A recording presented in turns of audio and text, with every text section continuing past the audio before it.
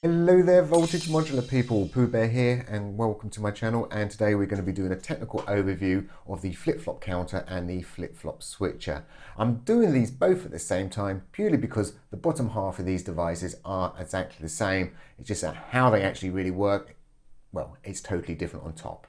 So let's actually focus on the bottom half to start with. We have what's called an A input and a B input, and we have an X output and a Y output. And we have what I refer to as a flip-flop mode.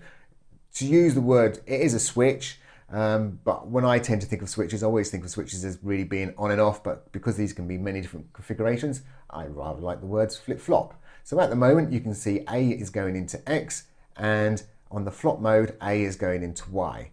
B is going into Y, and in the flop mode, B is going into X. So effectively, in the flip mode, we're just doing this straight through, and in the flop mode, we've crossed them over. There's nothing stopping you having a 1 in to 2 separate outs, or we could go 2 ins to 1 out, and there's a few other, obviously, configurations you can actually do with these.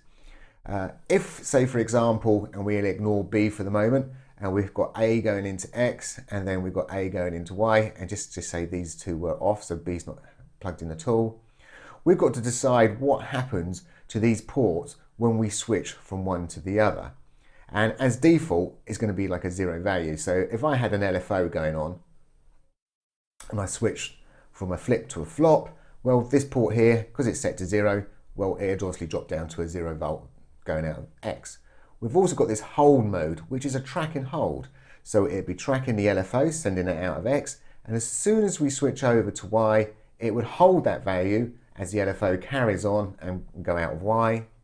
So we've got a track and hold, and obviously these are independent, so you could set up track and hold on one and not the other. And as I say, this section here is exactly the same as this section over here. Obviously, the way the big difference is on top of how it actually manages it. This works very, very similar to a clock divider. It needs a trigger input, so every time you're putting in a trigger or a gate, as long as it's going over 2.5 volts, it will actually trigger the counter. And I happen to have a trig gate here, so every time I hit my go button here, I'm firing off a signal, and you can see the counter goes up. When this counter reaches this threshold of 4, we're going to move from a flip mode into a flop mode, mainly because that's the mode we're in, flip-flop mode. And so when I hit go once more, it goes straight back to the flip. So every time it hits the 4, it goes into the flop. We also have another mode, which is called square. So in the square mode, it stays into the flip. Once it hits the current threshold, it goes into flop, and it will actually stay there until it hits the threshold again, and then it goes back into flip. So as I say, it's like a square, so it's literally doing that between the two switches, so it's a nice square. We also have this forever mode. Sorry about that screen scrolling. We have this forever mode, and forever mode is once it switches, so once I'm going to hit go, it's actually going to meet that threshold and it's going to go into flop. It doesn't matter how many triggers, how much it's going over the threshold, it's never, ever, ever going to change. And only way you can ever change it back is by resetting it. So when I hit reset, we can go back. And so again, once it's switched over, it's in the flop. Now, the place where I use the forever mode a lot is in generative projects, because I find this is a nice little counter which works as a bit like a delay, because obviously it's counting up, so it's giving me a nice delay, and then it will open up the circuit, and I could have this random process over here working away. And this being obviously a random process, it might take a while before it decides to make use of the circuitry. And that's what I like the forever mode is. So it's opened it up. I can then now go through, I've made use of this random process, I'll come back over, probably reset the counter to start counting up again, and obviously repeat that particular process, being say, a generative project. And so that's where I find the forever mode works well. We've also got this on and after.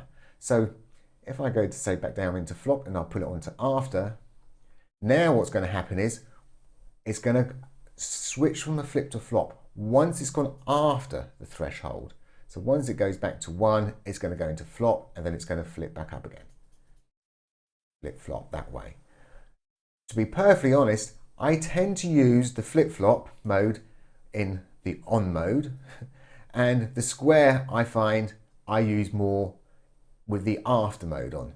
So now obviously mode until it gets back to 1 because we're on the after, and it's going to stay in the flip mode.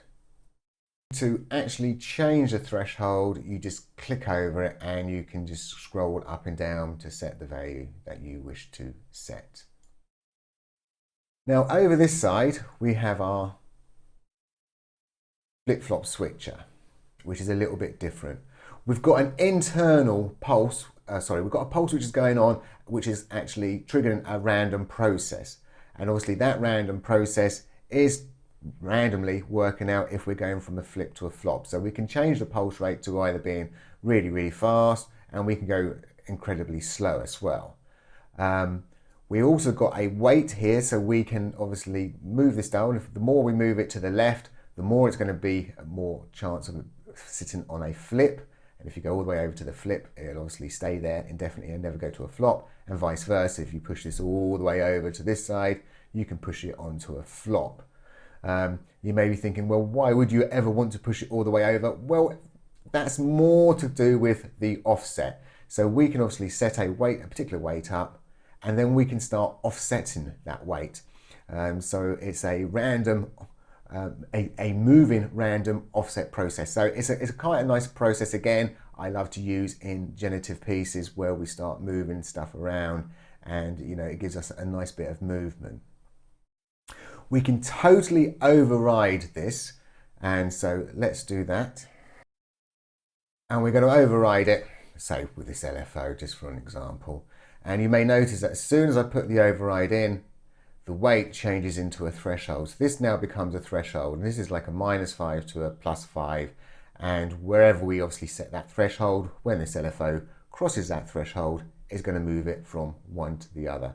It's like I might have to slow this down a little bit more. Again, this threshold can have an offset. So again, that's quite good to have, again, another, say, LFO going onto it. Obviously, we need to slow that LFO right down. And to be honest, it's usually good to put, say, something like this LFO maybe through an attenuator or something, so we can actually reduce that range as well. So now we've got a moving threshold, we can have moving counters as well. And so that override is quite a nice, powerful way that you can set your own pulses and do whatever you want. The reset here is purely for the internal clock for the pulse rate. So if you've got like many, obviously different devices set up and you wish to get them all in sync, that's going to help obviously sync up that internal clock as well. The reset, as you know, over here is slightly different. That reset is just resetting the current counter back to 1 again. So that is a high-level overview of my FlipFlop counter and my FlipFlop switcher. I'm going to be doing obviously other demonstrations and presentations where you would actually see these fully in use. So thank you for watching, and I hope you enjoyed my devices.